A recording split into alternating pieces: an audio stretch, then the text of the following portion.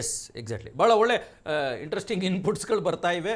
ಅದ್ರ ಜೊತೆಗೆ ಸರ್, ಈಗ ನಾನು ಮತ್ತೆ ವಾಪಸ್ ಬರೋದಾದರೆ, ಇದೇ ಎಂ ಬಿ ಪಾಟೀಲ್, ಇದೇ ಸತೀಶ್ ಜಾರಕಿಹೊಳಿ, ಇದೇ ಜಮೀರ್ ಅಹಮದ್ ಇವರೆಲ್ಲರೂ ಸೇರಿದಂತೆ, ಎಂ ಬಿ ಪಾಟೀಲ್ ಬಿಟ್ಟರೆ ಜಮೀರ್ ಅಹಮದ್, ಸತೀಶ್ ಜಾರಕಿಹೊಳಿ, ಎಚ್ ಸಿ ಮಹದೇವಪ್ಪ ಈಗ ಎಲ್ಲರೂ ಕೂಡ ಸಬಲರಾಗಿದ್ದಾರೆ, ಪ್ರಬಲರಾಗಿದ್ದಾರೆ.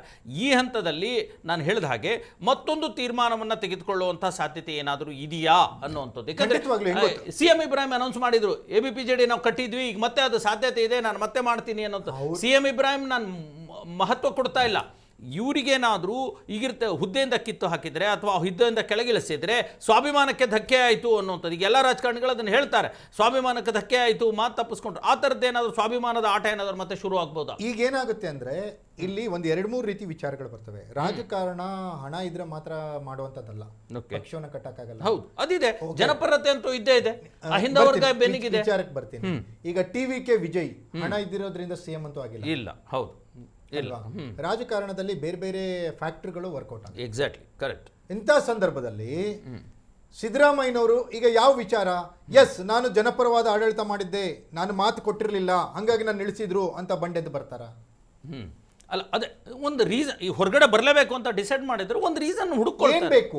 ಏನ್ ಬೇಕು ಅದು ಜನ ಒಪ್ಕೊಳ್ಬೇಕಲ್ಲ. ಕೆಳಗಿಳಿಸಿದ್ದು ಹೌದು, 8 ವರ್ಷ ಕೊಟ್ಟಿದ್ದೀವಿ, ಓಕೆ, 8 ವರ್ಷ ಅವಕಾಶ ಕೊಡಿ. ಎಸ್, ನೀವು ಒಪ್ಕೊಂಡಿದ್ದೀರಿ, ಮಾತುಕತೆ ಆಗಿತ್ತು, ಕೊಟ್ಟ ಮಾತಿನಂತೆ ನಡ್ಕೊಳ್ಳಿ ಅಂದ್ರೆ ಇವರಿಗೆ ಯಾವ ರೀತಿ ಗ್ರೌಂಡ್ ಸಿಗುತ್ತೆ? ಎಸ್, ಗ್ರೌಂಡ್ಸ್ ಏನು ಸಿಗುತ್ತೆ ಅಂತಂದರೆ, ಸಿದ್ದರಾಮಯ್ಯನವರ ಮೇಲೆ ಒಂದೇ ಒಂದು ಭ್ರಷ್ಟಾಚಾರದ ಆರೋಪ ಇಲ್ಲ. ಸಿದ್ದರಾಮಯ್ಯನವರಿಗೆ ಶಾಸಕರ ಬೆಂಬಲ ಇಲ್ವಾ? ಇತ್ತು. ಸಿದ್ದರಾಮಯ್ಯನವರ ಸಚಿವ ಸಂಪುಟದಲ್ಲಿ ಏನಾದರೂ ಡಿಸ್ಪ್ಯೂಟ್ಸ್ ಇತ್ತಾ? ಇರಲಿಲ್ಲ. ಸಿದ್ದರಾಮಯ್ಯನವರ ಯಾವುದಾದ್ರೂ ಕೇಸ್ಗಳಿದ್ವಾ ಅವ್ರ ಮೇಲೆ? ಯಾವುದಾದ್ರು ಕ್ರಿಮಿನಲ್ ಕೇಸ್ಗಳಿದ್ವಾ? ಇರಲಿಲ್ಲ. ಸಿದ್ದರಾಮಯ್ಯನವ್ರ ಮೇಲೆ ಇಡಿ ದಾಳಿ ಆಗಿತ್ತಾ? ಆಗಿರಲಿಲ್ಲ. ಸಿದ್ದರಾಮಯ್ಯನವ್ರ ಮೇಲೆ CBI ದಾಳಿ ಆಗಿತ್ತಾ? ಆಗಿರಲಿಲ್ಲ. ಸಿದ್ದರಾಮಯ್ಯನವ್ರ ಮೇಲೆ IT ದಾಳಿ ಆಗಿತ್ತಾ? ಆಗಿರಲಿಲ್ಲ. ಸಿದ್ದರಾಮಯ್ಯನವರು ಅತೀ ಭ್ರಷ್ಟಾಚಾರದಲ್ಲಿ ಏನಾದರೂ ಸಿಕ್ಕಾಕೊಂಡಿದ್ರ? ಕೆಲವು ರಾಜ್ಯದಲ್ಲಿ ಮುಖ್ಯಮಂತ್ರಿಗಳು ಜೈಲಿಗೆ ಹೋಗ್ಬಿಟ್ಟಿದ್ದಾರೆ, ಆ ಥರ ಭ್ರಷ್ಟಾಚಾರ ಪ್ರಕರಣಗಳು ಇರಲಿಲ್ಲ. ಇವೆಲ್ಲದರ ಹೊರತಾಗಿ ಸಿದ್ದರಾಮಯ್ಯನವರು ಸಕ್ಸಸ್ಫುಲ್ ಆಗಿ ಸರ್ಕಾರವನ್ನು ನಡೆಸ್ಕೊಂಡು ಹೋಗ್ತಿದ್ದಾರೆ, ಯೋಜನೆಗಳನ್ನು ಅನುಷ್ಠಾನ ಮಾಡ್ತಿದ್ದಾರೆ, ಕೊಟ್ಟಿರ್ತಕ್ಕಂಥ ಪ್ರಣಾಳಿಕೆಗಳನ್ನು ಇಂಪ್ಲಿಮೆಂಟ್ ಮಾಡಿದ್ದಾರೆ. ಇವೆಲ್ಲವೂ ಕೂಡ ಅವ್ರ ಬೆನ್ನಿಗೆ ಇರ್ತಕ್ಕಂಥದ್ದು. ಆದ್ರೂ ನನಗೆ ಕೆಳಗಿಳಿಸ್ಬಿಟ್ರಪ್ಪ, ನಂದೇನು ತಪ್ಪಿದೆ? ಈಗ ನಿಮ್ಮ ಪಾಯಿಂಟಿಗೆ ಬರ್ತೀನಿ. ಅದೆಲ್ಲ ಆಗಿದ್ದಿದ್ರೆ ಸಿದ್ದರಾಮಯ್ಯ ಒಪ್ಕೋತಾ ಇರಲಿಲ್ಲ.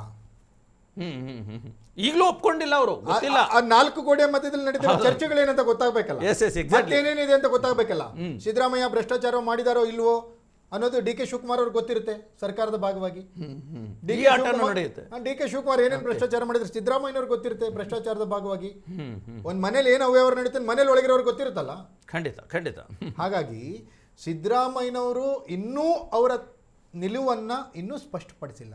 ಆದರೆ ರಾಜಕಾರಣ ನೀವು ನೋಡ್ತಾ ಇದ್ದೀರಿ, ಯಡಿಯೂರಪ್ಪನವರು ದೆಹಲಿಗೆ ಹೋಗಿ ಬಂದಮೇಲೆ ಯಡಿಯೂರಪ್ಪನವರು ರಾಜೀನಾಮೆ ಕೊಡ್ತಾರಂತ ಮಾಧ್ಯಮಗಳಲ್ಲಿ ವರದಿ ಬಂದರೂ ಕೂಡ ಅದನ್ನೆಲ್ಲರೂ ನಿರಾಕರಿಸ್ಕೊಂಡು ಬಂದರು. ಇಲ್ಲ, ಆ ಥರದ್ದೇನೂ ಇಲ್ಲ, ಆ ಥರದ್ದೇನೂ ಇಲ್ಲ ಅಂತ. ಯಾವಾಗ ಅವರು ಒಂದು ವಿಧಾನಸಭೆ ಅಂದರೆ ಸದನದಲ್ಲಿ ಒಂದು ವಿದಾಯದ ಭಾಷಣವನ್ನು ಮಾಡ್ತಾರೆ, ಅಲ್ಲಿವರೆಗೂ ಅಧಿಕೃತವಾಗಿ ಯಾರೂ ಹೇಳಿರಲಿಲ್ಲ. ನಿಜ. ವಿದಾಯದ ಭಾಷಣವನ್ನು ಕಣ್ಣೀರು ಹಾಕಿ ಅವರು ಸೀದಾ ಅಲ್ಲಿ ಭಾಷಣ ಮುಗಿಸಿ ಹೋಗಿದ್ದು ರಾಜ್ಯಪಾಲರ ಹತ್ರ, ನಾನು ನನ್ನ ಸ್ಥಾನಕ್ಕೆ ರಾಜೀನಾಮೆ ಸಲ್ಲಿಸುತ್ತಿದ್ದೇನೆ, ಇಷ್ಟೇ.